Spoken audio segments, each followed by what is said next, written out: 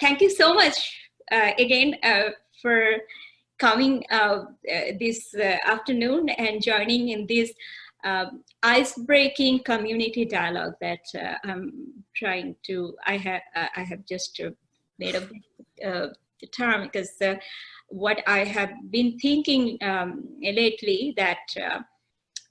This conversation has become sort of an urgency, and we particularly those of us who come from South Asia as immigrants to United States, and we raise our family, we grow ourselves professionally, and in many ways we make it our home, and we love this society, this community, this country, and we live our next generation here, and then it is a society, it is a community. There's things happen.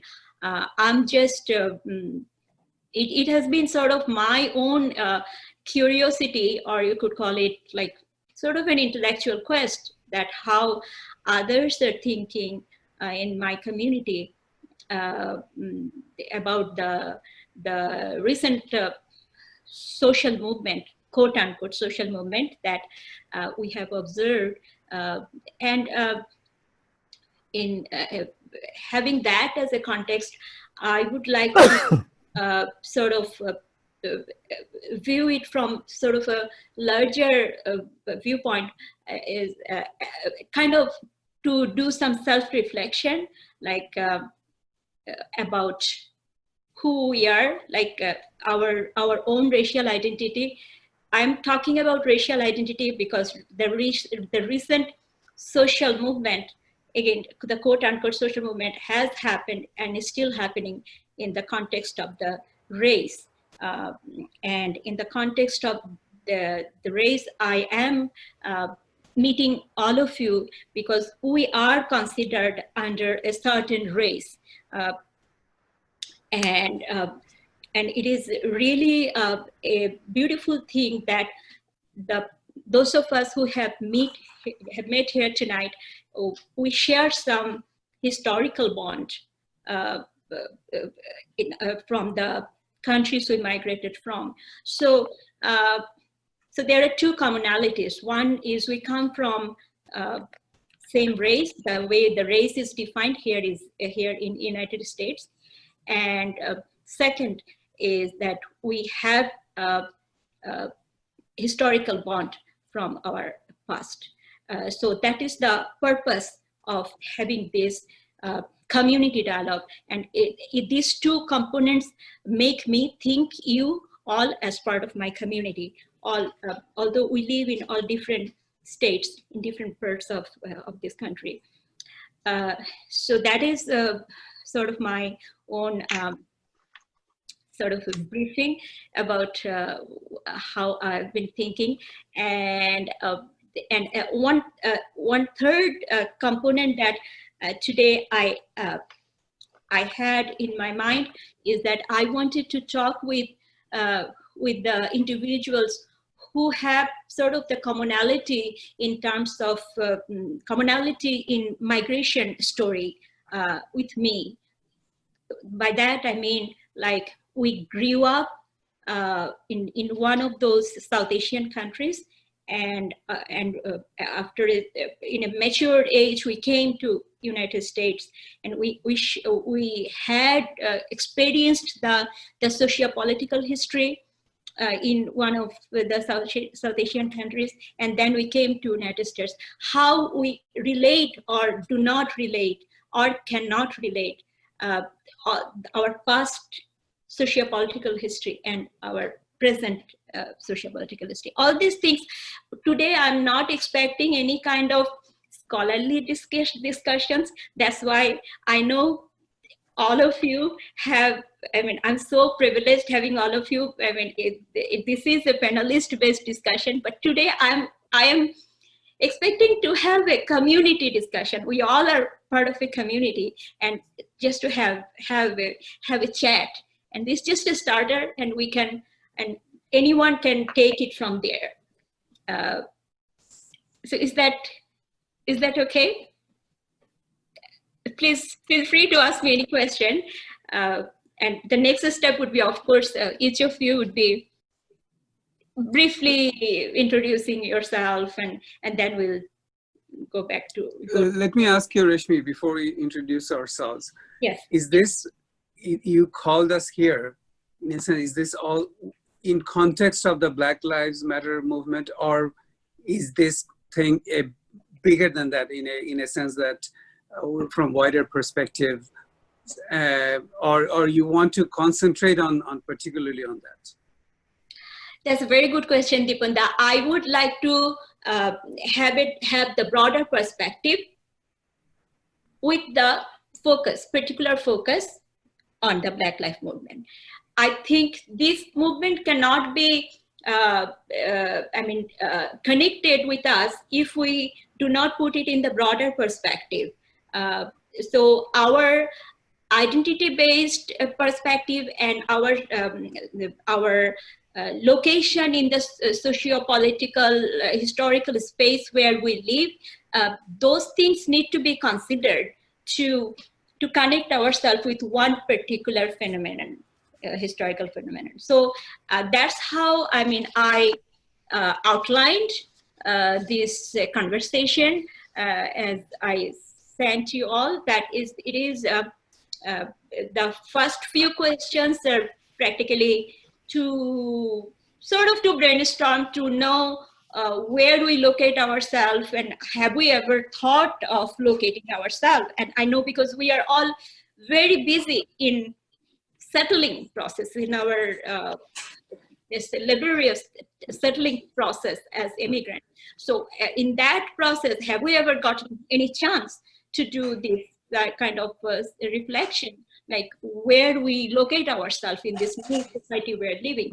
And then after the first 4 questions, and number 5 questions, the first 3 questions, from number 3 onward, I would be probing a little bit, like how we connect with the recent incident that happened, because it is a race-based incident, it is a human rights context incident, and it is a community-based incident, it is a public space-based incident. So how all of these, it's just, if you're not comfortable answering any of these questions or not participating in in the conversation, please feel free to do so. I personally view it as a social conversation, community conversation. So it is an awareness building educational conversation. So yeah, should we go? If you do not have any other question, we can start. Anyway, let's start from the last person who has joined, Dr. Shakti Das. I knew it. I'm looking for your questions. Where are those questions? Okay. It's, in the group email, I've seen it. I've seen it. I know that, but I'm trying to get it out because I don't have a printed copy in front of me. Unless you want me to question one by one. No, I will throw the question on the floor, and you will be able to hear that. Shakti, I just forwarded you that mail, so you should get it from me. Look for the last mail. It will be there. I'm putting it in the chat as well, so that everyone can see it. Yeah, that'll be fine. That's good. Are we introducing each other, introducing ourselves first? Yeah, please, while Shaktida is trying to do that, Ananya, please go ahead. Sure. So my name is Ananya. I am 28. I moved to the US to complete my master's in 2016. I graduated in 2017 in Pittsburgh, and then I moved to Austin soon after to start my job here. So I work at Retail Me Not as a product manager, and so I have been involved in the diversity and inclusion programs at Retail Me Not, and in that process, I've learned a lot about the US history, which has helped me to contextualize it. And then soon after moving to Austin, I also met Deb as part of Kush ATX. Ananya, can you please provide some detail where you grew up and how your process of coming to the United States? Yeah. Sure. So my dad is a naval officer, and so I grew up mostly in southern India in the coastal cities. What's your mother tongue? So my mother tongue is Tamil, and both my parents grew up in Bombay and Hyderabad respectively. So we've been migrated out of the home state, for a couple of generations now. And I think I took a very, I would say, a pretty common path to the US. I did my undergrad in computer science, and then after a year or so of working in India, I opted to pursue my master's in the US and moved here for that. Wonderful. Thank you. Danzeb Khan, please, would you please introduce you? Yeah, sure. My name is Jahanzeb Khan. I have lived here a long time. I've actually lived here more than 30 years. Spent more of my life here than in Pakistan, which is where I'm originally from. But I was, I came out of college, so I have my roots back in Pakistan well enough that I still follow everything that's going on there, not just cricket, but politics as well. So in 30 years, things have changed in this country in the last 30 years as well. So it's not the immigrant experience that I had when I came in 1990 is not the experience that I see people like Ananya mentioned that she's just gone through college. So anyway, my mother tongue is Urdu, and what were the other questions? I came here for a degree in computer science. I've been working. There are 3 or 4 other people here from Austin. They know that once you move to Austin, you don't leave, or if you do, you come back. So 11 years after living here, I left, went to New York, but 11 years later, I came back here, and I've lived here since then. So yeah, that's my introduction. Thank you. Thank you so much, Jahanzeb. Debarun Majumdar, please introduce yourself. Yeah, I'm Debarun Majumdar. I grew up in Calcutta, and I came here, like a lot of us, to pursue higher education, and almost in 1994. So it's been a while, and I mean, like Jahanzeb was saying, I also observe the immigrant experience of the current immigrant experience is quite different than when I came here in 1994 in the Clinton era. I feel like I'm glad that I experienced the part between 1994 and 2001, because after that I feel things just changed in the United States. And so I'm also a sociologist, and in 2012 I founded a South Asian LGBTQ group here in Austin called Kush ATX, and we have grown from a small group to a pretty big group right now, and Ananya, we are all friends and we are part of that, so we know each other. And so. Wonderful. By the way, Debarun and I met in a music group, and yeah, that it happened. And he's a very good guitarist. I don't know. Yeah, wonderful. Thank you so much, Debarun, for the intro. Rifat Akhtar. Good evening, everyone. I am Rifat Akhtar. I'm from Dhaka, Bangladesh. I came from Bangladesh in August 2001, and right before, a couple of weeks before 9/11. And the reason I'm mentioning that is because the 9/11 incident actually changed my idea about race relation, even though it started with religion relation in USA. But when I came to USA, I remember the first day of my I came here to do my PhD. So to join the grad school at Southern Illinois University in Carbondale, where I met Rashmi. Rashmi came after me. And in the first class, my professor told me that just be yourself. You don't have to change anything. Just be comfortable. So I used to wear salwar kameez, my ethnic dresses all the time.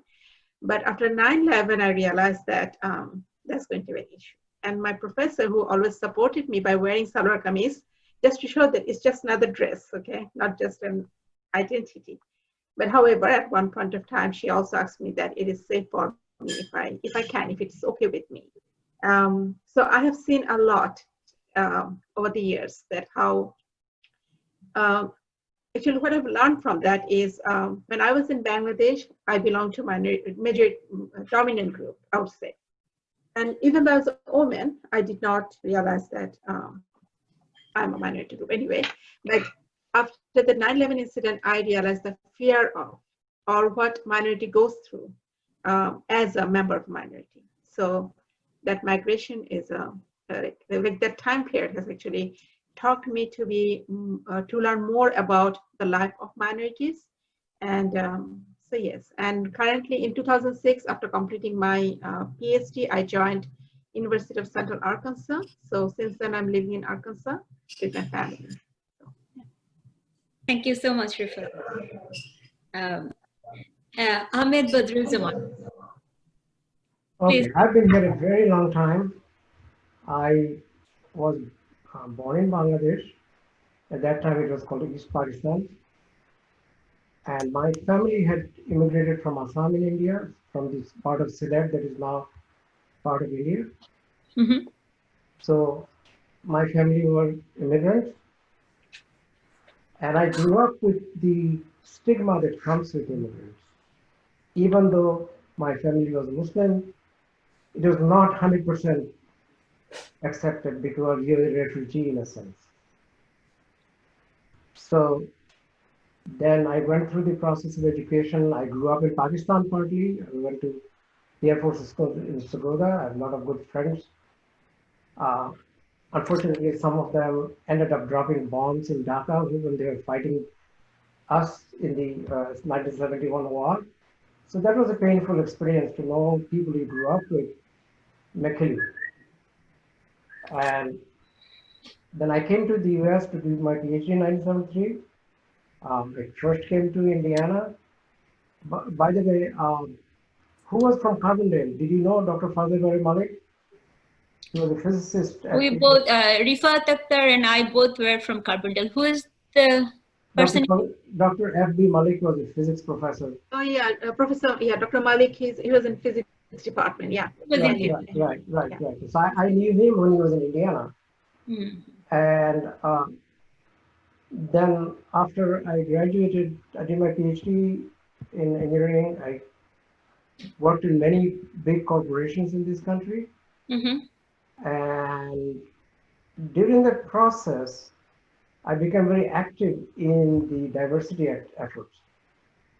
Because one thing I noticed is that no matter how brilliant you are, we had two strikes. One, this color of the skin and our English. We think we speak perfect English, but we don't. And secondly, the usual biases against minorities. So in the corporate, I did not really do anything socially, mostly in the corporate structure, tried to change. And my last employer was Chevron Corporation in California. Chevron is one of the largest companies in the world. And so I had started the Asian Employee Network there. Fortunately, I had an ally in the chairman of the board.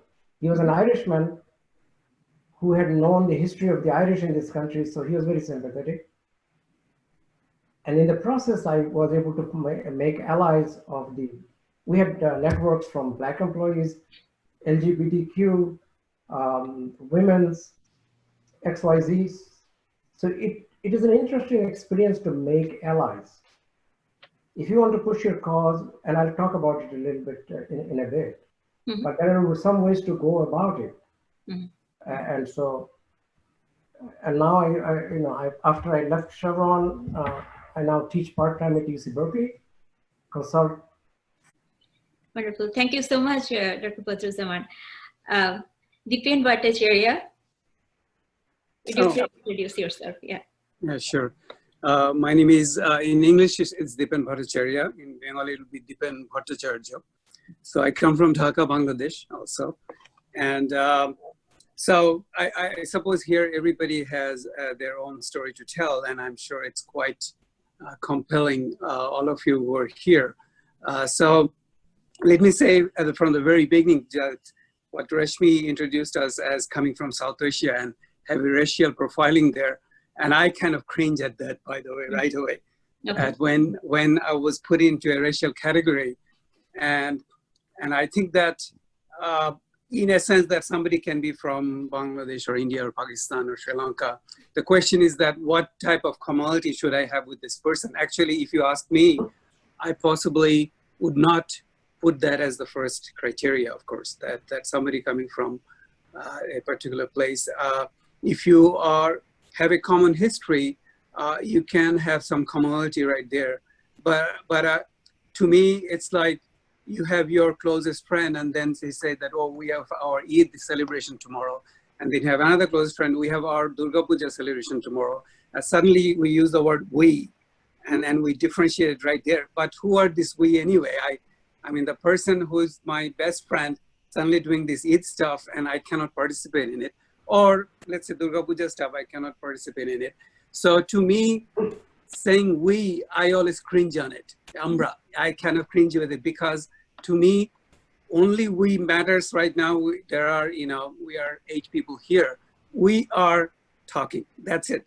We are sitting on a dinner table, eating food, just we at that. Or maybe you have a football match and you're actually playing for, a game against another party. But other than that, it's very difficult because once we box ourselves in, I have difficulty, and we do this all the time, of course. I mean, unknowingly, we are biased about many different things. So I think even I'll come back to it in a second about, I think, Black Lives Movement and how we look at it and things like that. Let me say a couple of things that I grew up in Dhaka, in Bangladesh. And then we had a lot of history, of course. There are, and Badrujaman Bhai here was saying in 1971, we were refugees in India. Our country got divided. Most of our relatives went to Kolkata, of course. My father stayed back, he went to jail and stuff like that. And then we were refugees after 1964, there was a riot. We went to India, came back. 71, we went to India, came back. And then in 77, I went to Russia. You know that how after Bangladesh came independent and there was very strong relationship with Soviet Union at that time. A lot of Bangladeshis went to Soviet Union at that time. We met a lot of South Asians there, a lot of Pakistani friends, Indian friends in Russia, quite progressive people, of course. Then I think this is a story for another day in a sense that how you see it once you see something from up close and you had a dream and you kind of see that it's not exactly the way you envisioned it. So I decided to come here to America for PhD. I went back to Bangladesh and after a year, I came here for PhD. That was 1984, by the way. That was Reagan time. And as we mentioned it here, that, Devarun mentioned here how it came during Clinton time and then how it changed. But imagine that coming in 84, actually speaking, America was even better, I would say. Even before Clinton time, there was a lot of, other stripes were coming in. But here, Bodhujevan Bhai can actually attest to that, and Shaktida here can attest to that also.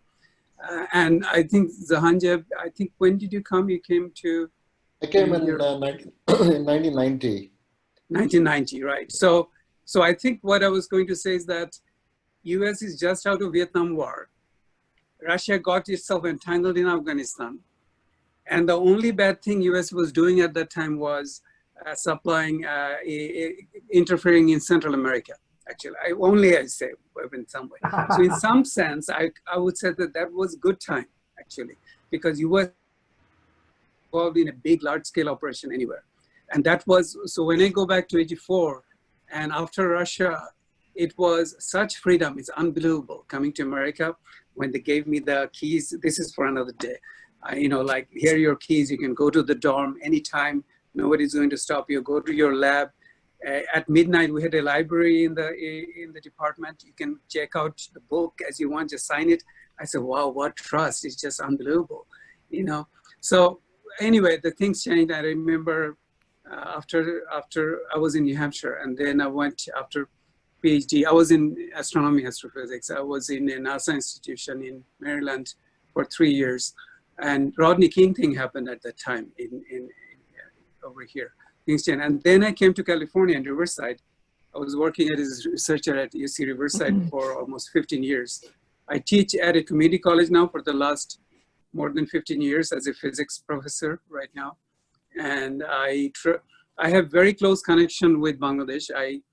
I used to go twice a year, actually. So I would spend about 2 to 2.5 months in Dhaka every year. So actually I came back from Dhaka just in March. Actually from Dhaka, I went to Kolkata. I was there for 7 days and got one of the last planes out just here. So anyway, that was the background. Wonderful. Thank you so much, Dipanda. So Shaktida, please introduce yourself. My name is Shakti Das. I was maybe a couple of years senior to Badrujaman. I was born in British India, and then my childhood was spent in East Pakistan. And then after that, at age 11, I moved to Kolkata for my school, college, then spent another 4 years in Delhi. Then from there, I went to England and for surgical studies, completed that, came back to India, and then from there, I got married and we moved to America. We came to United States for postgraduate studies, essentially to learn our specialty. And initially didn't have the intention to stay back in United States. However, at that time, our son was born, and my wife and I decided that for his better life, maybe more smoother life, maybe we should stay back in United States. And I never could subject myself in changing my citizenship or something. I kept hanging on to it. I said, no, one of these days I'll go back to India. I must go back to India. I'm an Indian, or maybe partly Bangladeshi. So, but soon those things changed because of a matter of convenience. I remember once I was going for a conference to Italy, and I had to go to Italian consulate to get my visa, and I got such runaround. I got fed up. I said, I need to get a green card so that I don't have to apply for visas every time I go another country. So I applied for my green card, and that was another hassle because there was no category for me. And my lawyer said, well, you seem like a bright guy. Why don't you seek an exceptional caliber category? I said, okay, I did that. So then the immigration officer was pretty rough on me. He said, how do you claim to be exceptional? I said, I don't know. What is the category? How do you become exceptional? So he said, well, Einstein is exceptional. Yves Saint Laurent is exceptional. I said, sorry, then I better withdraw my application. I'm not exceptional.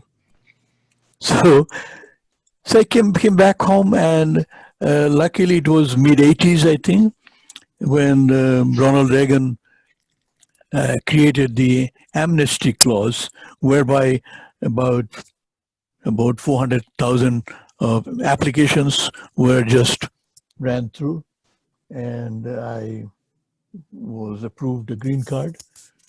And then I still hung on to my green card for many years, because in the back of my mind, I was still thinking that I'm not going to be in this country, I'm going to go back, you know.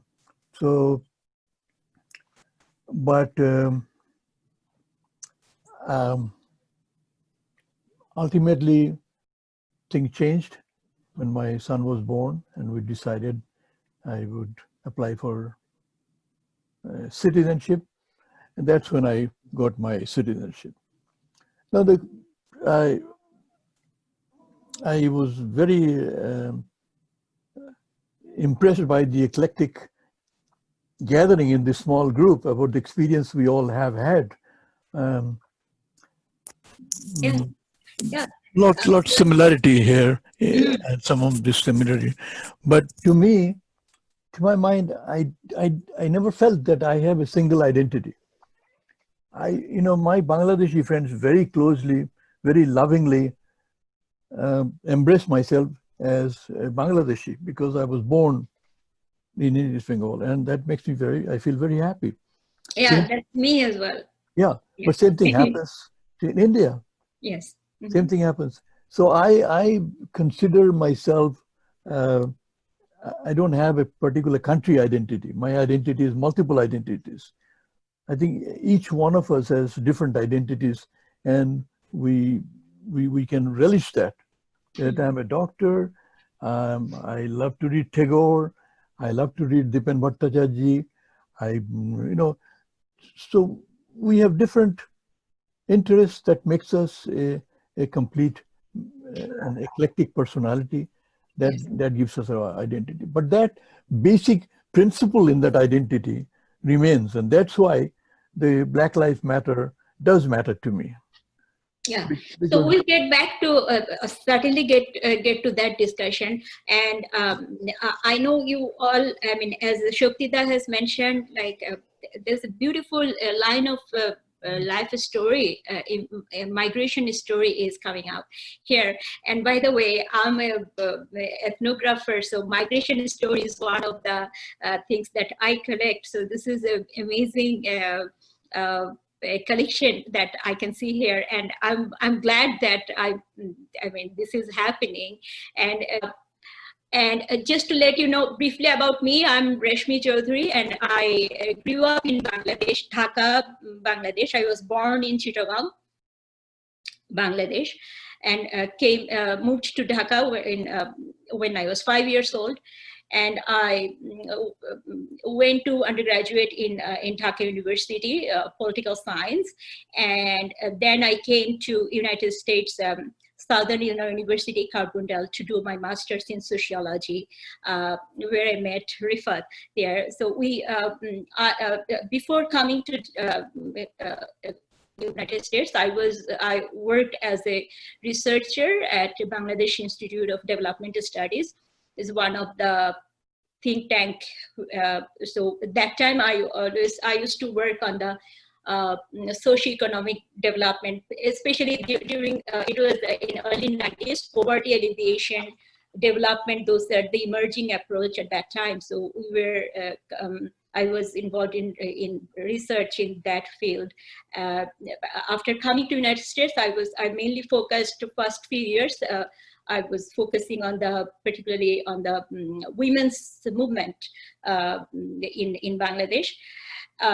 However, I came here as an international student, like many of you, and 2 years after I came up, in fact, my spouse now, we met back home, and he came to US, and pretty much after that we had we migrated to Canada. We had an natural immigration process to Canada, and I worked as a medical sociologist at the University of British Columbia for many years, and for 7 years. And when I was in Canada, I was also involved with diversity and inclusion related projects, and especially work with nonprofit with the immigrant population. However, my partner, he is a computer engineer, so because of his work opportunity in the hardware industry, we moved back to United States, where I again went back to school to do my second graduate degree in New York University, and this time it was in global public health. So social and behavioral science has been my area of research. And now we are here in Austin. We have one kid. We want to raise our kid here in Austin, trying to make it home. And this migration history, social movement, how all these impact our well-being, mental health, all these are kind of the areas that I pretty much work and write and study. So based on this question, in fact, I want to go to question number 3, the way that the discussion flow, I mean, based on the discussion flow, I mean, let us start the conversation on how we locate our own identity in the dialogue of race and in the dialogue of race in the United States. Let's put the racism part apart. We will get back to it in a minute, but let's first talk like, have we thought about race? Let us keep it brief and just self-reflection. Race, our relation with the race identity in the United States. I can start. Yes, please. And I have two comments, in fact, throughout this discussion. Mm-hmm. And I've got an earful from my kids too. Because we are immigrant generation, mm-hmm. and we sort of are labeled as South Asians. I have 2 points. One is, have we as South Asians come to terms with our own demons? Mm-hmm. My own immigrant history tells me that we have many demons, mm-hmm. both in the country that my parents came from, both in the country that I grew up in, and how it changed, over time. So have we come to terms with our own demons, our own biases, before we can sort of place ourselves in somebody else's struggle? Yes. Would you please explain a little what you mean by demon or biases? Can you explain a bit? For example, the Hindu-Muslim thing really impacted lives in undivided India, and that was the reason my parents had to immigrate from their home. Then they came to Pakistan. What was Pakistan? I grew up there. I was part of the Muslim population, although I think we were treated a little bit differently because we were immigrants. And then we had this issue of discrimination by the other part of Pakistan, and there was a war where I was pitted against people that I grew up with.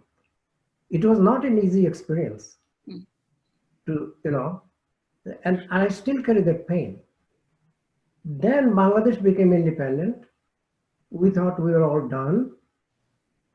And then Bangladesh itself started discriminating against these tribal people. So so these are the demons that we carry with us.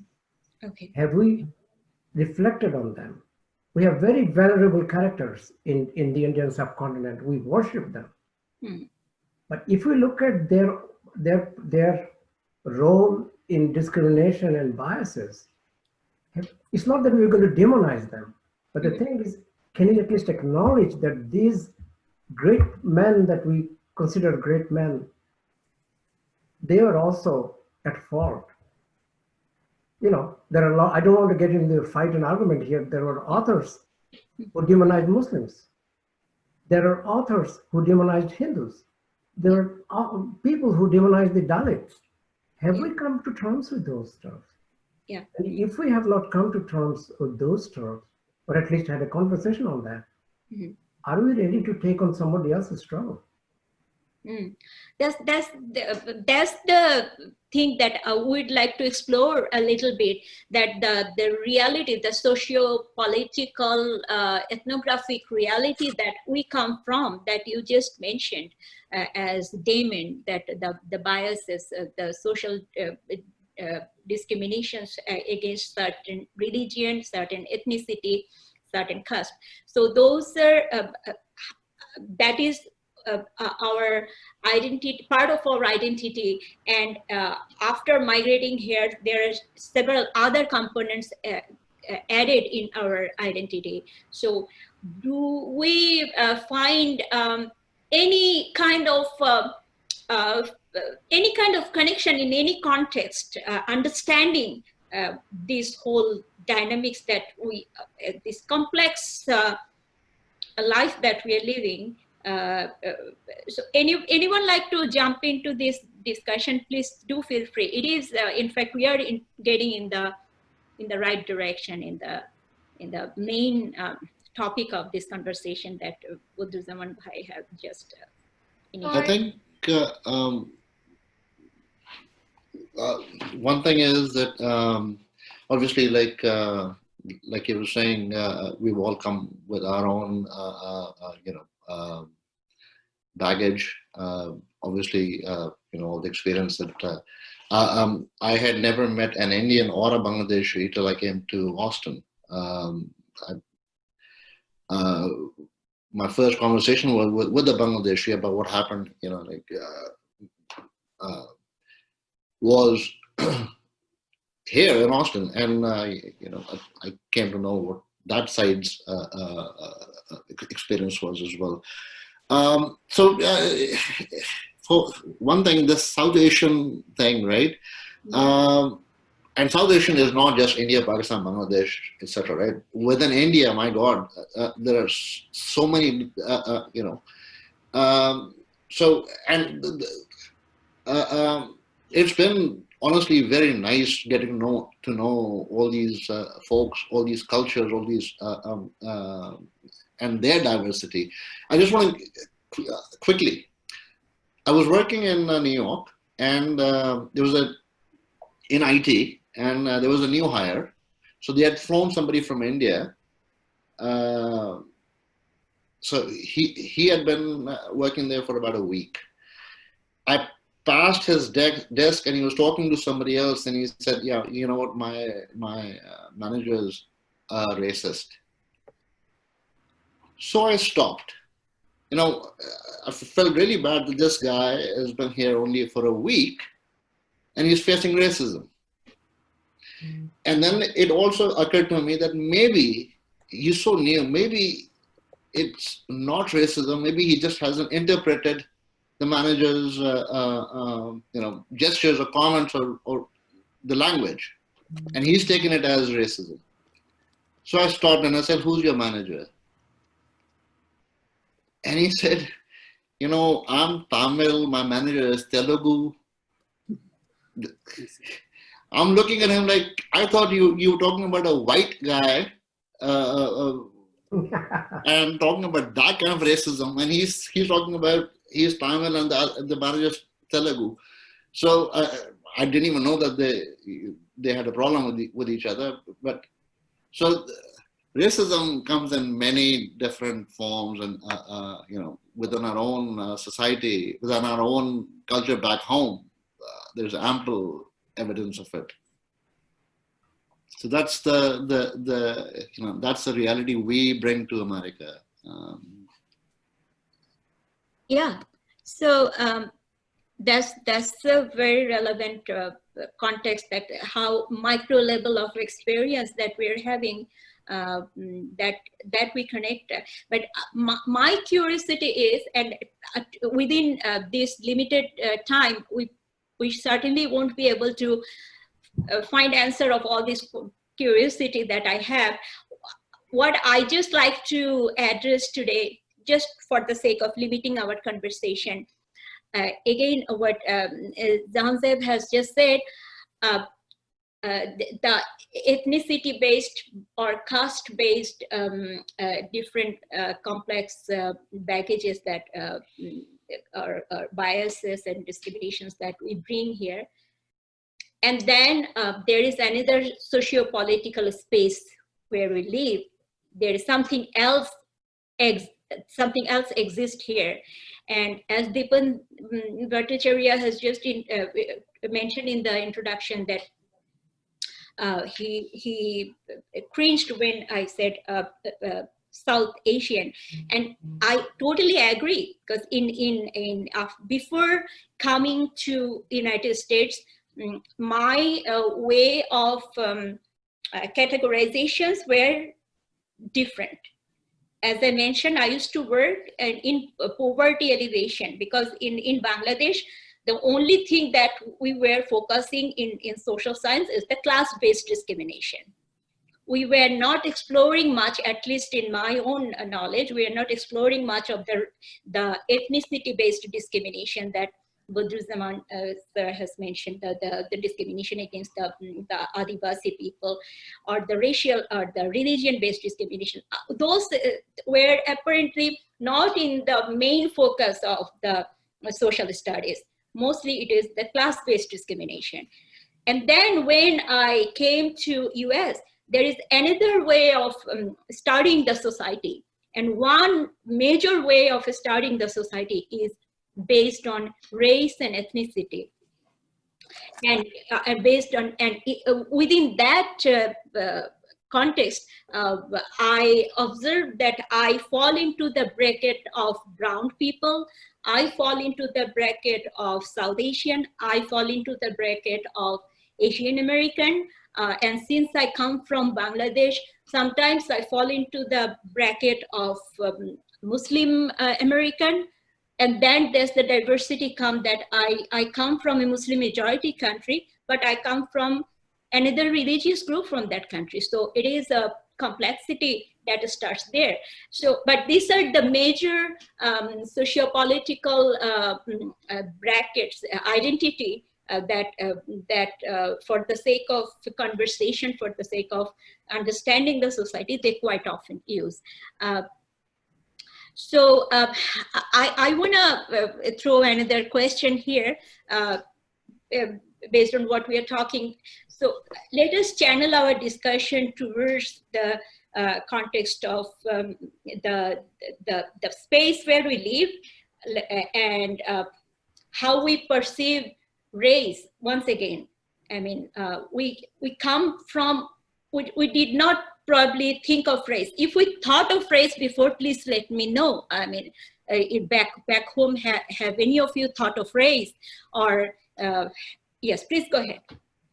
So I think that when we look at ourselves in this discussion of race in the US, we do need to understand that even, at least back in India, we were aware of race. When we were growing up, there was this knowledge of the fact that different races existed, and in that conversation, even when we are talking about caste, we have always aligned caste itself has like some racial implications.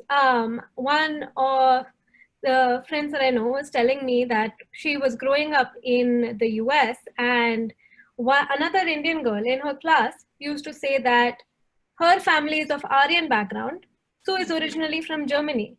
And this conversation is happening between two people who in the US would be considered to be the same race, but this girl was able to bully this other girl because in her perception, her race was higher since she was an upper class as compared to the girl that she is bullying, and therefore she was closer to whiteness. And I think that as we've, and this is not new, I feel like, you know, this has been around,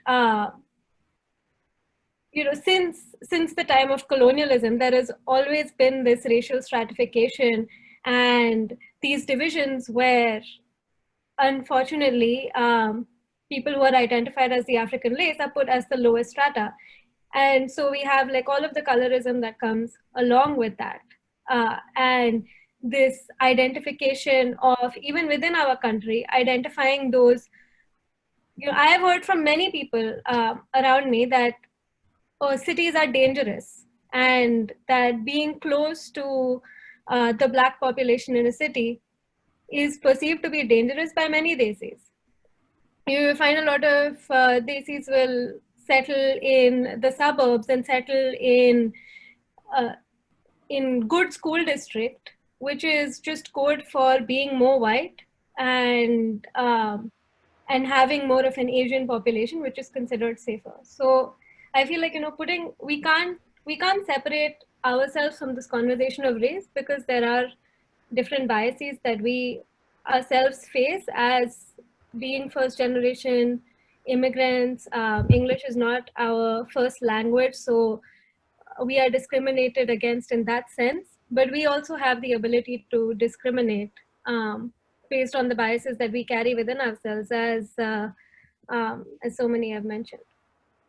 Just to probe this question quick, Anna. So you mentioned you mentioned the word colorism, and then you mentioned something discrimination based on color, and how this experience evolved after you came, your personal experience evolved after you came to US. Have you found any difference between colorism and racism, or any, what is your experience? So my experience is that in India, I was definitely discriminated on the basis of my color, but I was not discriminated on the basis of caste. But, you know, there was a little bit of conflation of the two. But when I moved to the US, I realized that, you know, one brown is all types of brown in the US, to at least the white people. So they didn't see me as, you know, as being darker than other South Asians. They just saw me as being one of the South Asians. And I feel like that has been a good change in my life, at least. But that doesn't mean that within the South Asian community, there's not discrimination based on the color of my skin. Okay. Anyone else like to add anything in there? It's me, Shaktida. Mm-hmm. I understand colorism is always there, definitely, but coming from India, you cannot ignore casteism, because the caste system has been going on there for thousands of years, and it may have shown some decline, but it's not gone. So we have to acknowledge that that's one of the demons that Badru Jaman was saying. Mm-hmm. And these demons carries into further smaller demons that we carry on our shoulder for all our life and hope to get out of it. I must say there are improvements, because interracial marriages, intercaste marriages are very common now, and people do not discriminate that much on the basis of caste. But it's not gone. Like if you go to Rajasthan, if you go to Jharkhand, if you're a Dalit, you may get killed for being Dalit. So it is still there. That's what I'm saying. Okay, thank you, Shokti. That I understand that context. Rifat Appa, you were saying.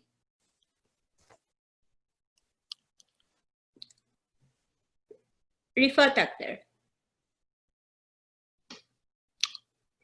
Okay, so okay, yeah, I think my internet connection is a little bit stable. Can you all hear me? Yes. Okay. Yes. Now we can. Yeah. So as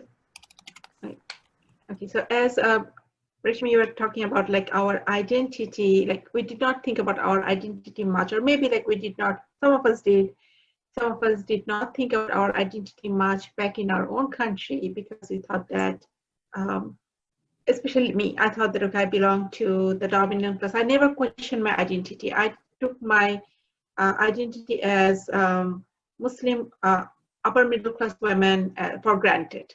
But when I came to USA, this identity, actually, I faced two questions about my identity. One was like my identity as a third world countries women and my identity as Muslim women. Both were questioned in terms of like, like I found that there are numbers of prejudice and stereotypes associated with this identity. For example, my students, I forgot to mention that I am a history professor at University of Central Arkansas, and I teach sociology. And in my class, I always had this question that as a Muslim woman, how many, like, so am I the only wife of my husband, or my husband has multiple wives? Okay. I also the question about as a third world countries woman, since I'm working, am I sending money back home and helping out my family or not? Okay, we can do that. It's taken for granted that as a third world countries men or women, we are here to make our family's life better. And as a Muslim woman, I'm always assuming a subordinate role in my household, and then so I'm always like taking permission from my husband to do my work. So does your husband, is it okay with your husband to join this event or others? So there are certain things that I never thought that are questionable. I took those identity for granted. And when I see those stereotypes and prejudice, I do see some similarity with the Black women, the types of stereotypes we have about Black women, mm-hmm. and the type of stereotypes we have about the Blacks in general. We do have, like, people also have certain stereotypes about Muslim men and women, and also men and women who are coming from other country. So so these are the, like, for the first time, like, I found myself that, okay, as a minority, there are certain prejudices and stereotypes. Yeah. And I have to always clarify my position and stand in lieu to that. Yeah, it's a wonderful way of connecting, creating an analogy between your past and present experience. Debarun, would you like to contribute something here? You come with an, another very important perspective, I know, and please, it's been, you have not been participating much. Please go ahead. Floor is yours. Oh, no. I mean, everybody has added, very substantially. I mean, I like so many, in our countries of origin, I was, a male, then coming from a relatively upper caste, so upper middle class background. So never had to really think about, the system worked so well for me that I never, and so the system was invisible to me. So, and so once I got over here, I mean, you learn the nuances. The more you live over here, you learn the, the subtleties, the invisible, or the unconscious biases people have. And also, I mean, that's more at a very micro level, like a day-to-day basis. But then you learn about systemic, issues. Let's say an African-American male with a certain amount of education, will still earn less than, let's say, an Asian person with the same amount of education, or a white person with, I mean, so that is, something is going on at a structural level, at a broader macro level. So, and then I connect myself as a gay person, with my, the first time in my life I'm a minority, in many aspects, so I mean, so I get to understand through my own experience what discrimination, stigma, biases, etc., what they are and how they can impact, communities. And that allowed me to empathize with, the Black community or the Latino community, etc. Mm-hmm, mm-hmm. This is where I wanted to get the discussion in, and it's very nicely you all have said like how biases and discrimination, social discrimination, we have experienced in the past, the country where we come from, or after coming here in a new form of biases we got introduced with. As who we are, as who you are as an individual. Now let's connect that with these people of another race. How we connect with the Black population. Deborah has hinged at a little bit. I can tell a little bit like, yes, it is true that the minority experience that I had, although it was cultural, it was not economic in particular, although there's a systematic discrimination, but there is a context of social capital and other complexity, but the context of empathy, the context of understanding another minority's feelings. I want to emphasize this word feeling a lot because it is an emotional issue, first of all, to understand, to be kind to someone. These feelings I think I got because I experienced being a minority. That life experience helped me to reflect immediately, to reflect how somebody else is feeling when a Black person says something. So it immediately makes sense to me. That's how I connect my past and the new reality here.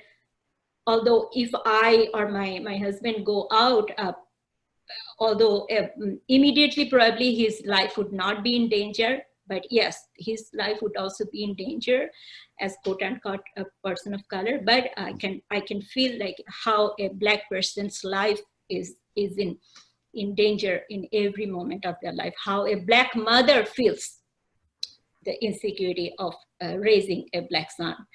I want to go in towards that direction, like how, once again, as a racial identity, from our racial identity, viewpoint of racial identity, or from the experience that we had in the past, do we or do we not find any connection with the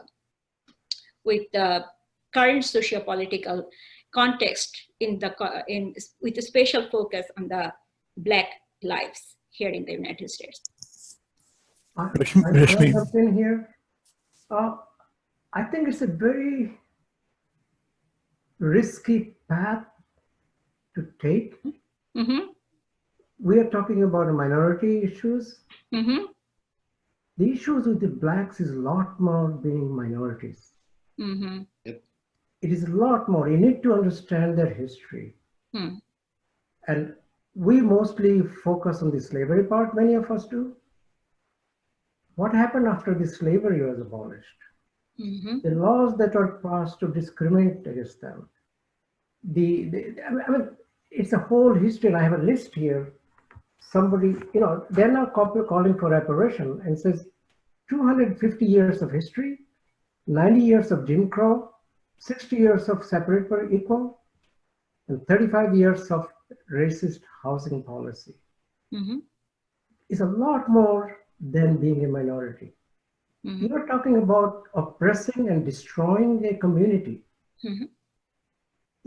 I mean, even in the Bangladesh war, I felt like I'm going to get destroyed, but not quite. Mm-hmm. So this is a lot, and Bangladesh war lasted in 9 months. Mm-hmm. This thing has lasted for 400 years. So what I would suggest, I know there are a lot of events like this going on everywhere. Mm-hmm. My wife is engaged with one of those. I get links to join in all these conversations. But before we join in these conversations, I urge us to learn and listen. It's very important to understand the context and history and what happened. And with all my complaints against casteism and maybe the Dalits probably come closest, I cannot, it's hard for me to, I understand, I want to empathize, but I need to learn and I need to listen, you know, and we also need to decenter. This is something that my daughter, who teaches at Northeastern University, bluntly told me, Dad, when you get in these discussions, it is not about you. It is not about your experience. It is not about Pakistan is beating up on you or the Indians beating up on you. This is a lot more intense conversation that you need to first understand, then engage in. And I think we really owe it to ourselves to learn. There's a lot of literature out there, you know, a lot more than those John Wayne movies that you see. There are a lot of in-depth discussions. And I think the first thing we can probably do is collect a set of resources to go through them. I would urge you, for example, to read, you know, Ta-Nehisi Coates' article called The Case for Reparations. Read that. You will find a history that most of us don't know.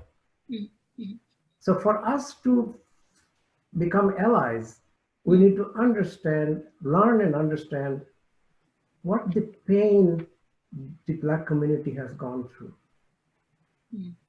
And then we can empathize, then we can become allies. You know, just jumping on the street is not the way to go. And I think a lot of South Asians are doing that. Good for them. It gives them, you know, but we really, really need to dig a lot deeper as a society. That's why my first point was, have you come to terms with our own demons? Demons that Ananya talked about, Nivaran talked about, you know. So we really need to appreciate that. Shaktida mentioned a couple of them too. Shaktida, you were... Yeah. And he's of course a lot more optimistic than I am. Maybe he, because he's older and wiser. But I don't know the wiser, but older. Now, I just want to bring in another aspect of this. What you said is true. We have to understand, we have to know about how the Black people in this country been tortured and still being tortured, etc. But I want to bring another aspect of it that brings us specially relate to the Black people. You have to consider the fact. And as I have read about this thing, I realized that my existence in this country is on the back of my Black colleagues. Absolutely. You know, I came here, I came to this country in 1973. Yes, eight years prior to that, the civil rights movement by the Blacks, that led to the 65 Immigration Nationality Service Act. Absolutely. Because prior to that, it's like the Chinese control cannot be immigrate to this country. And we were in the same group along with the Chinese. We were not allowed to apply for immigration or anything. Right, right. So we owe it to this tremendous debt to the Black guys for our existence in this country. Absolutely. And that's why no group has benefited as much from this Black activism as the Indians, particularly the upper caste Indians. That's right.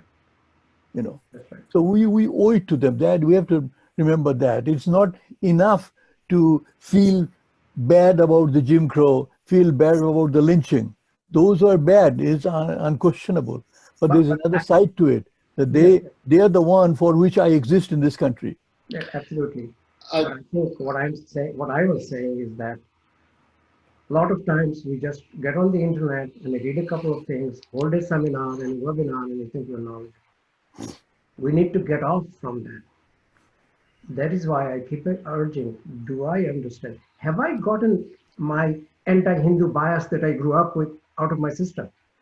Mm-hmm. That's the question I need to ask myself. That is the self-reflection that we would just want to initiate today. Just the starting point. But Zanze, please go ahead. Oh, no, I was just. I think that both Amar Saab and Shakti Saab have framed it very, very well. All I would add to it maybe is slavery, Jim Crow. These are huge events, right? How can you? It's amazing how you can even survive those and still be sane enough to lead your life.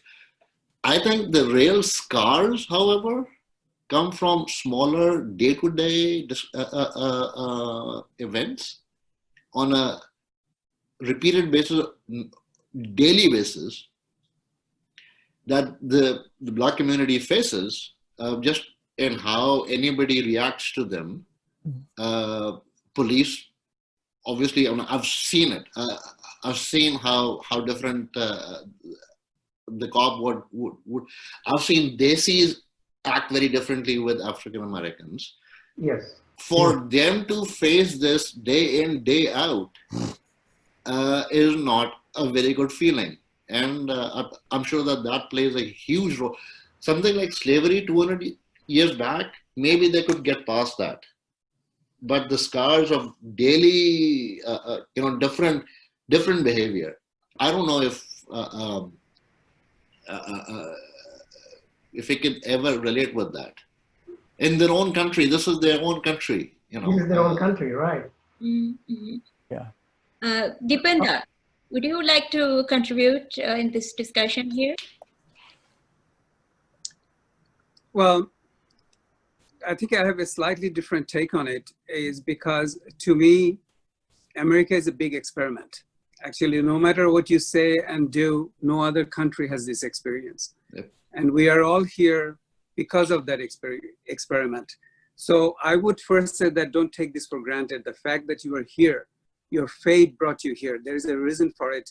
And you have to ask yourselves why you are here and why we're discussing this. So I think that by just saying this, now hear me out a little bit.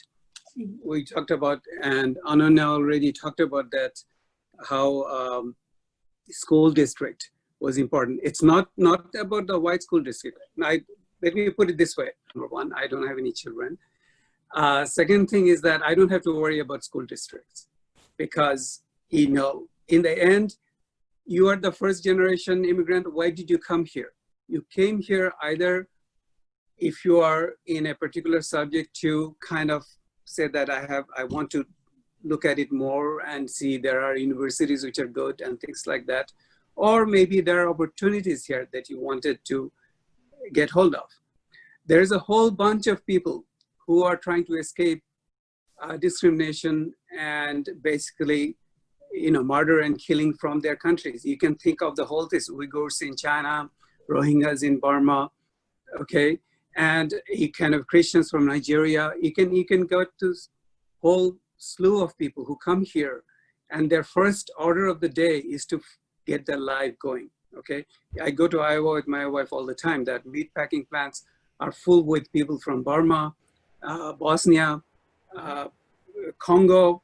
What I'm trying to say is that they came here and they're trying to build a life here. My point here is that there is a system which is in place which allowed people to come here.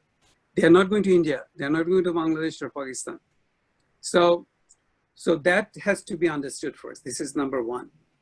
Number two, as Shuktida and Buddhajan already said, that their things are built on the back of the Black population. Not only that, we know that when Columbus came here, this was an Indian Native American, Native Indian country, and they're gone. In a sense that they're gone through either through kind of systematic genocide or simply by quote unquote progress, which they couldn't cope with. So now we write about it. We write about slavery. We write about that how this population was kind of, just totally destroyed. But the thing is that, as we said already, that we bear responsibility for it, because if they're not gone, the university wouldn't be built here.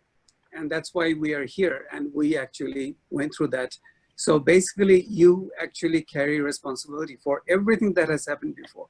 Mm-hmm. And I think that a lot of us do not want to ignore it, as if like we just came here out of nowhere, just appeared, and that was the end of the story, and now we are discussing them in the Zoom. There's a long story how we actually got that green card or citizenship or whatever it is, and we took an oath to do the citizenship also. And I'm always surprised that I see people who has taken oath to the citizenship and behave like they have nothing to do with them. Mm-hmm. What I'm trying to say is that as we are discussing here, you have to also ask yourself, would you be willing to move to a neighborhood and sacrifice your family in some ways, that send your children to a school which is not good? There are safety issues. Are you going to face those safety issues? Mm-hmm. We have a lot of Bangladeshi friends right now working in 7-Elevens and actually facing these safety issues every evening, every night. And when you talk to them, they have a totally different take on it. And you know what I'm trying to say. Yeah. Now, saying this, let me put it this way. I work in a college, and I have, my black students are simply excellent. I get only 3 out of 100, but those 3 are very good, excellent.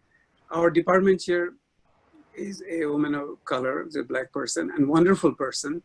And there are systems in the college to promote in terms of education and other things. There are several clubs and things like that that go with, I write recommendation letters for them and things like that. But what I'm trying to say is that when we say all this stuff in terms of civil rights and everything, where do we see ourselves? Are we saying this because it feels good to say it? Okay, are we doing this that there are ways to communicate, there are ways to, because I think that's what Reshmi tried to do. Am I right? That there are ways to actually connect and do things like that. But my point here is this, that when you make that connection, always ask yourself that what was your path up to here? Because there is a reason why you are here. Otherwise, this would be a hypocritical state. It would be, because you have to always ask yourself what you are. Let me just go back a little bit to the identity politics. The question of identity is a big thing. Suddenly we ask ourselves, what are we? Are we Bengalis, Bangladeshis, Indian, Pakistani, Hindus, Jat, Marathi, Brahmin, whatever it is. And what happens that the more you ask yourself this question, it's a slippery slope. And that's why I started this entire conversation with it, because you push yourself to that corner. And I myself try to not push myself to that corner. You know that I'm an astronomer, and I look at it in terms of millions of years sometimes, okay? And I write stories where there are no countries, that type of identity politics is gone, and you are only look yourself as a human being and a man, and you actually give yourself the identity like that. So what my point here is that when I talk with a person, whether it's a white, black, colored, or whatever, don't second guess this other person continuously. Because I think when you start to second guess that, you put yourself in the corner. I'll tell you this experience. When I go to Dhaka, let me tell you this. In America, somebody asks me a question, what's your name? I say, Dipen Bhattacharya, without any hesitation. Dipen Bhattacharya, I feel free, I feel good. I go to Dhaka, I don't say it. There is a difference, I don't see it. So what I'm trying to say is, when you're in America, when I go to a store, I barely inaudibly say Dipen Bhattacharya, forget Bhattacharya in that way. Because it's inaudibly, because Dipen could be just a nickname, and it may pass through as kind of a, whether Hindu, Muslim, you're not sure. So what I'm trying to say is that, even though I'm in Dhaka, as I said, 2.5 months of the year, I just came back from there. I just love it, right? But when I go to the store, I don't say my name. So what I'm trying to say is that in America, when I come back, no problem, Dipen Bhattacharya, you see. Now, if you're a Muslim after 9/11, giving your name in America is a problem, can be a problem. You see what I'm trying to say? But at the same time, I say to myself, why are you doing this? Because you're putting yourself in a corner because you're second guessing the other person in a Dhaka store, this Muslim person, what he's going to think about you, and would be think like when I'm in rickshaw talking to another person in Dhaka, I steer the conversation in such a way that nobody's name is being uttered, by the way. So here people from Dhaka would know this. This is a special experience actually, so that you don't give yourself name as a Hindu. When I'm in auto rickshaw or whatever it is, I avoid it. I mean, I can totally relate. My name, Reshmi Chaudhary, which is a pretty quote unquote secular name, it helped me in so many ways in terms of integration, cultural, socio-cultural integration, because it does not really emphasize in, my religious identity or whatsoever. These are, let me, I mean, let me just finish this actually. I'm not going to. What I'm trying to say is that when I'm doing that, I actually doing a disservice to me, because I'm second guessing the other person, and I'm putting myself, I'm actually playing the identity politics there, because I'm very much aware of my identity.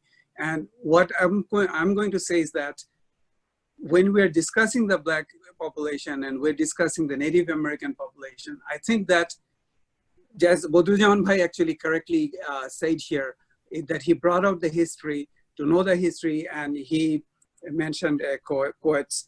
Actually, it's a long name. I keep forgetting his long, you know, the case for reparation and things like that.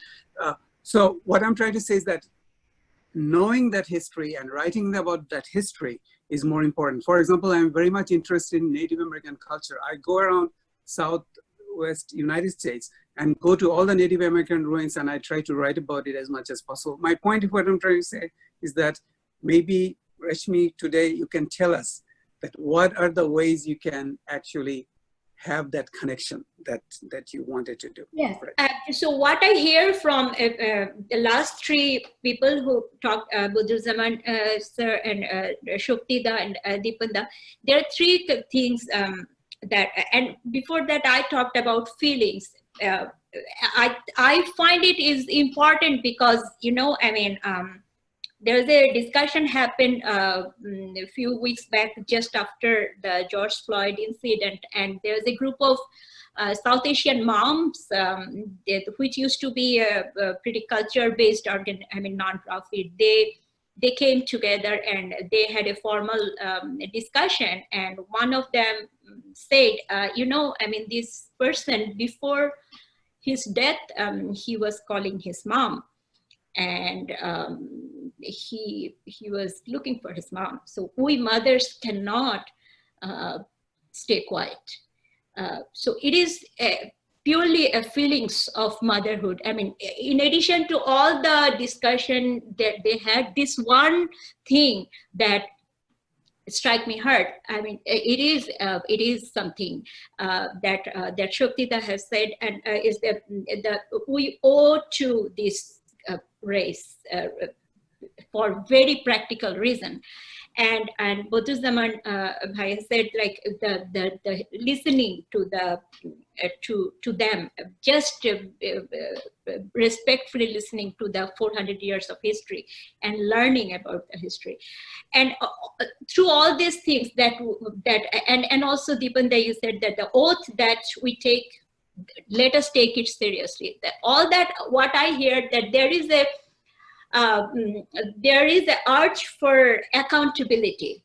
There is an urge for not ignoring what is happening with the group of population who in a way are not related, racially not related with us, but there is a humane obligation that we all need to be cognizant of, and we cannot avoid that. And from that context, I would like to ask all of you that let us talk a little bit before going to that phase.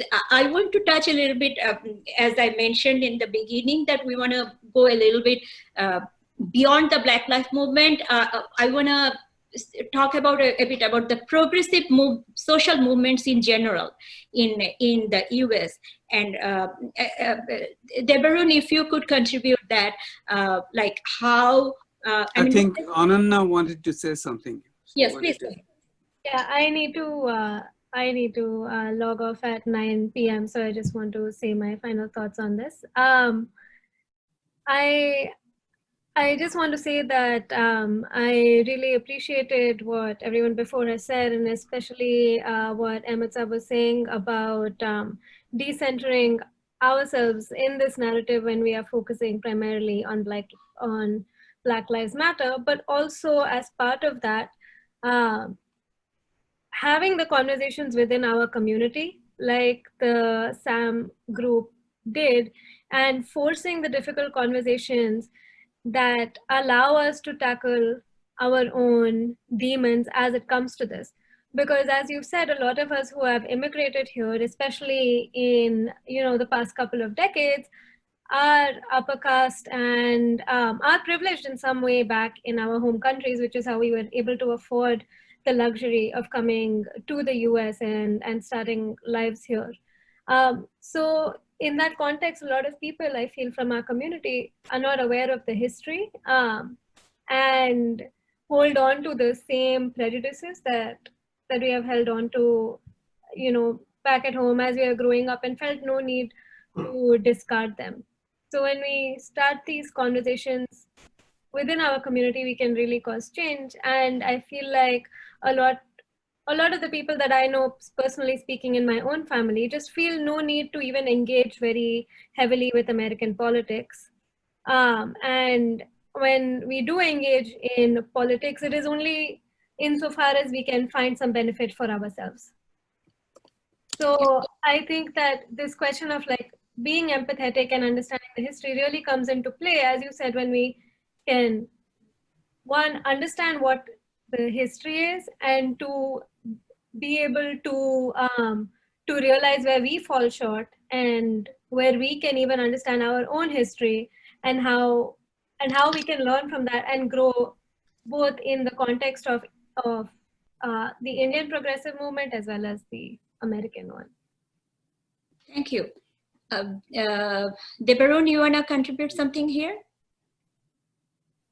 with Ananna? You're on mute, Dave. Okay, why is unmuted? Yeah. I'm good. No, Ananya, I mean, she, touched on a lot of many important points that, that I agree with. And, I mean, just to add, all of y'all have talked about things that are on my mind. So in terms of, I think you had mentioned about, I think the need for conversation within our, within the Desi community is really important. In some ways, we, is the first generation immigrants. I know it's defined differently in different fields, meaning those of us who, arrived as migrants over here. Many somehow, they are settling, they're going through the rigors of being an immigrant. They're going through, integrating themselves, incorporating themselves, assimilating in various manners as they can. So sometimes they get detached. I can see, I'm generalizing like a lot, detached with the other dynamics that are occurring, because they're trying to do the best for their children, and all of that. So I understand that. So at the same time, I feel that, folks who are maybe, demographically in their, maybe 40s or 50s, of our background, they're usually more, have gone up the, the career ladder to a certain extent are probably, you know, are at the point of becoming maybe empty nesters. And, you know, and they can, I believe, they have maybe the social capital, you know, if they want to engage in, you know, some of these movements, learn, you know, be the movers and shakers of their community. And I know it's a lot of work, it's a lot of labor, you know, and so, you know, I mean, there is, while I understand that, you know, a certain number of years, period of time goes into settling, you know, raising children, and most of, you know, South Asians, you know, follow a somewhat of a path, you know, a predictable path. In there, but there comes a point in their lives as well, you know, where there is, you know, there are opportunities, you know, to affect change, make changes, and so Yeah. so I feel like being a Generation Xer, I mean, I don't have kids, but you know, a lot of my time initially had gone into, you know, building my career, getting my tenure, working on my green card, and you know, I don't even have kids, but you know, those who have, you know, kids and families, I mean, there's even more work in addition to trying to go through the immigration hoops. But now I find myself, you know, in my 50s, that, you know, I have time, I have, you know, the opportunity to, you know, to contribute to some causes, to some, you know, and especially to, right now, to BLM and to this movement that is going on, and not just not just being performative, you know, but something more substantial than that. So yeah, two things came out. One is to start the conversation, and also, as Debarun said, you imagine some kind of responsibility that the first generation, especially those who grew older and grew up the later, they have some empty time. They can engage some time to make many of us aware. Apart from that, as you mentioned, not just being performative. I mean, can we all discuss a bit more how we can be more engaged, as you mentioned, in terms of having more of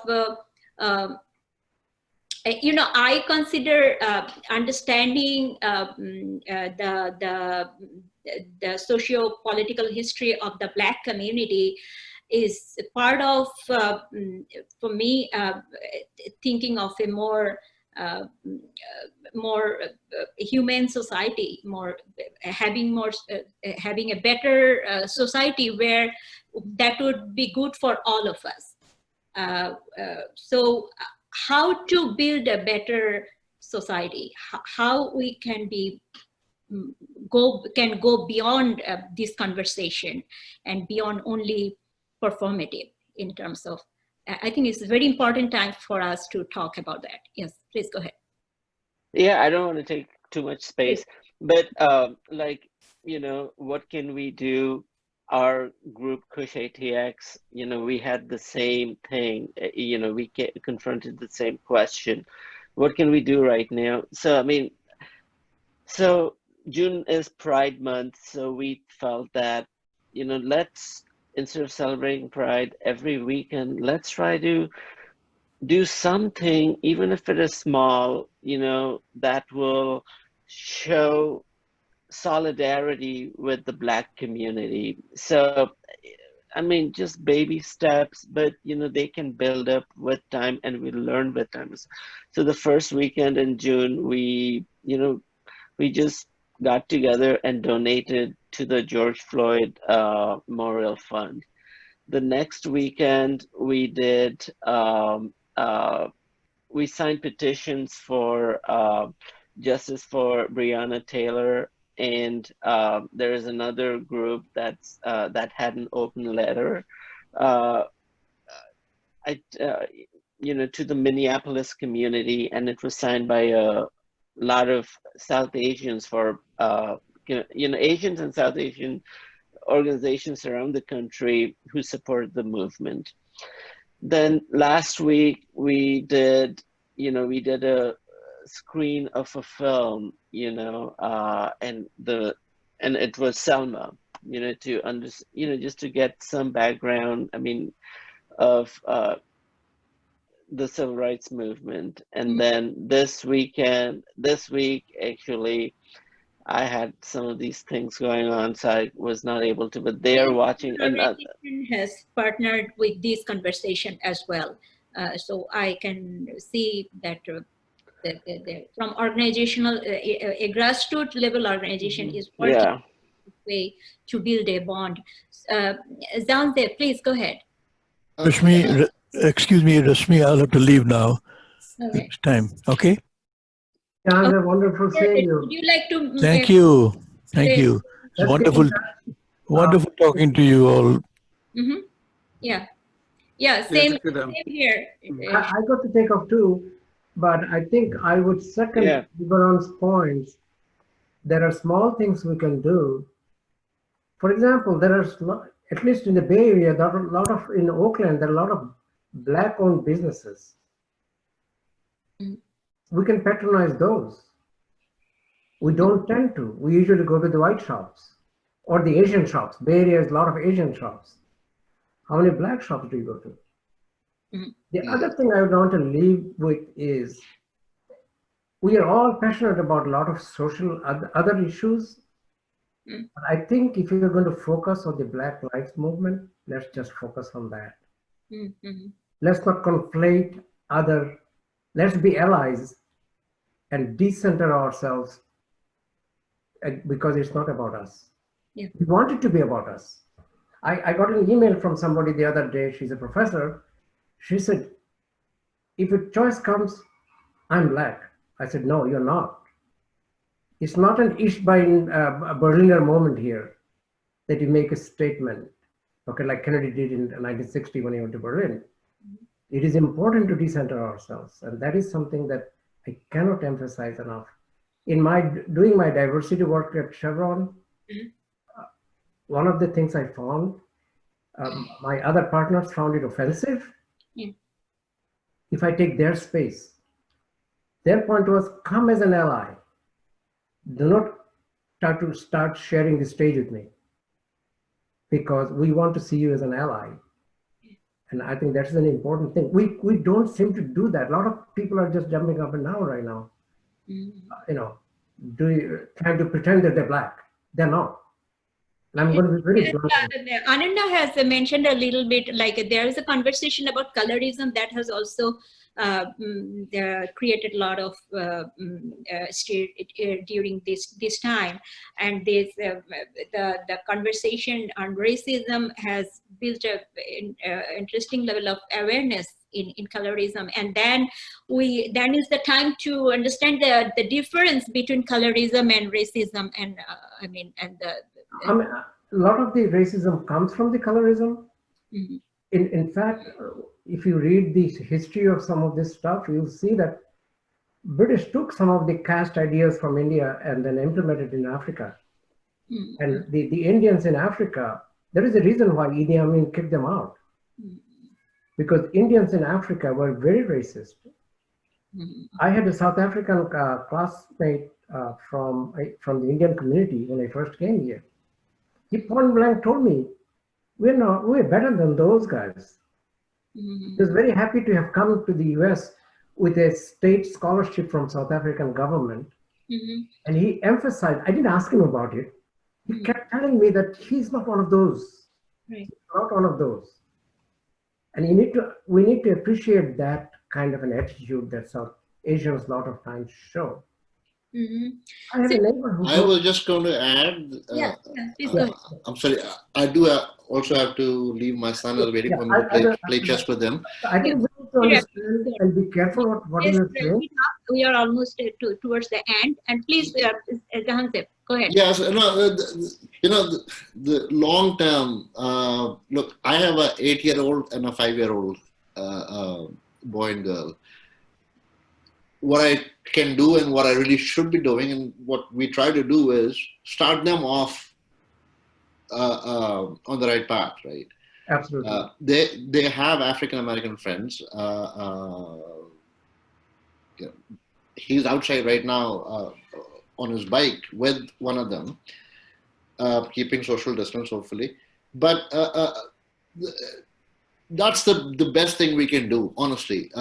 In the short run, there are a couple of organizations that we can donate to, that work with the low-income African Americans, and the police cases against them and whatnot, right? Right. Right. But to me, the most important thing is to start off my kids in the right direction, not just for African Americans, just to be decent human beings. Yeah, that's so.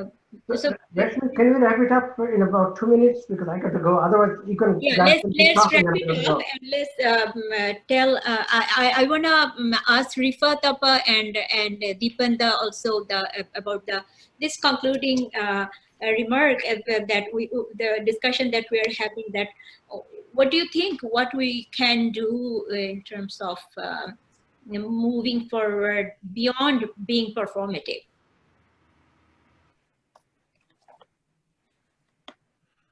Dipanda, Rifa Tapa, please go ahead. Okay, I agree with Dr. Majumdar and Dr. Bhattacharya regarding keeping race as a center of anything that we are doing at grassroots level, or in research, or in exploring different issues. So, for example, I do research in women's empowerment area. And also, I have numbers of projects. Some are service projects, some are research projects on women's empowerment issue here in USA, and also in Bangladesh. But so, and then we all are passionate about things that we do. And while it's important to keep gender in the center, it is also important to keep race in the center. So we have to look at the issue from not only gender and race, but also class. Because when we bring in gender and race, it does not impact all people belonging to one race in a similar fashion, unless and until they belong to the same class. So why is the upper class African Americans are impacted by a policy, it impacts differently working class African Americans. So when we actually initiate something in the community, we have to remember how they impact different races, especially African Americans and African Americans of different classes. So if we look at the intersectionality between race, class, and gender, when we do any activities, it could be poverty eradication, it could be working on a food bank, it could be aiming towards education, any project that we take, we have to remember that it's not going to impact all people unless we keep in mind that we have to remember class, we have to remember race, and we have to remember gender. And in that way, we can make our community better. Thank you. Deependa, do you have any concluding thing to say here in terms of? No, actually, I can't add anything more. I think I possibly have to go back to what I started with, in a sense that if you are involved in some kind of progressive movement at home, and then you can continue with that here. So one has to be clear to oneself in terms of what that platform is. What I'm trying to say is that these Black Lives Matter, and then we are coming from totally disparate backgrounds, and we have different ideas, actually, what it means, and what it means in our our life, and how we, because it's a South Asian community, and how we are doing this separately. What I'm trying to say is that we do this with the Black Lives Matter one way, all of us on the same platform, but actually in the other cases, we're doing something completely different, which is self-defeating, actually. So that's why I meant by in terms of hypocrisy, that you have to ask yourself that where you are standing and whether you want to go to the next step and do everything, right? So for example, we have the LGBTQ community here, and they have been working on this for a long time. And, you know, as a kind of a discriminated community, they have a lot of experience with it. And so I can see right away that what they're going to do, what the next step would be. But if you're coming from a privileged position and you have actually in your life, there have a long history where you have ignored many, many other things, okay? And now suddenly we have this Black Lives Movement comes in and we're making decisions with respect to it. I'm not actually negating anything which is said here, but I think that you also have to ask yourself, especially that where you are standing, because when we are bringing in race, we're bringing in other stuff. And when the world is divided into so many parts, and it's very easy to identify your people with just one particular thing. And so what I'm trying to say is that with everything that you guys have said here, we agree with at the same time, but at the same time, asking yourself where you stand with respect to the rest of the thing. Even though we said here that Black Lives Matter, this is the only thing we're going to emphasize on. That's basically it.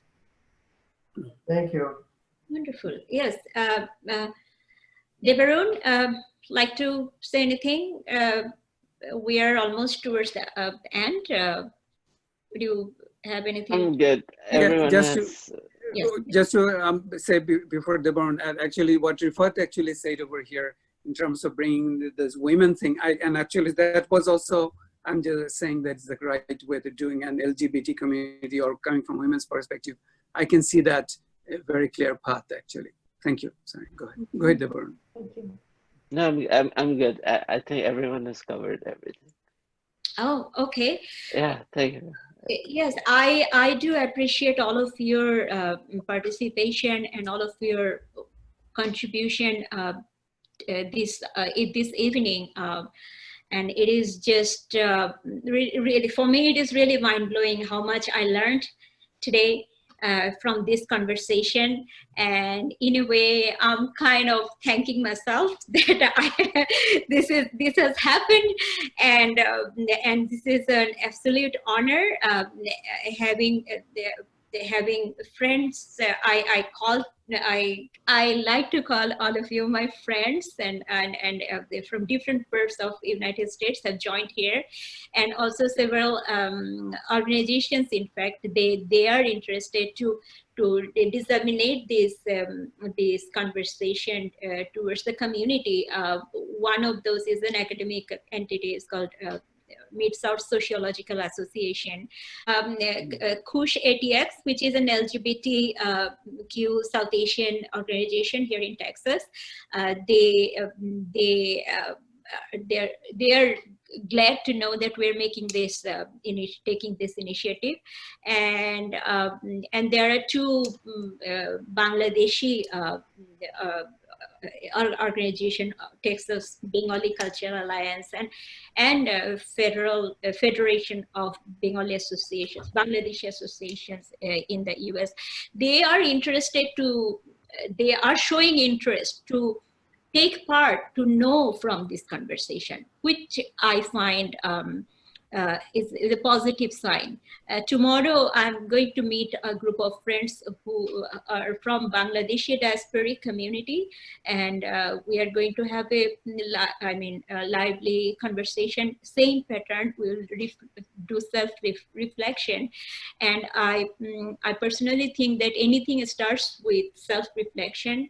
First, as you all said, first we need to understand our own position, and then we can connect with the community, the community who are in distress, and of course, then extending our hand. And again, this is an emotional way of saying the feelings, but I would like to say it in that way, because it is what it is. It is kindness, it is empathy, and then going into the understanding of history, going into the understanding of the context of policy level of discrimination. But first of all, to build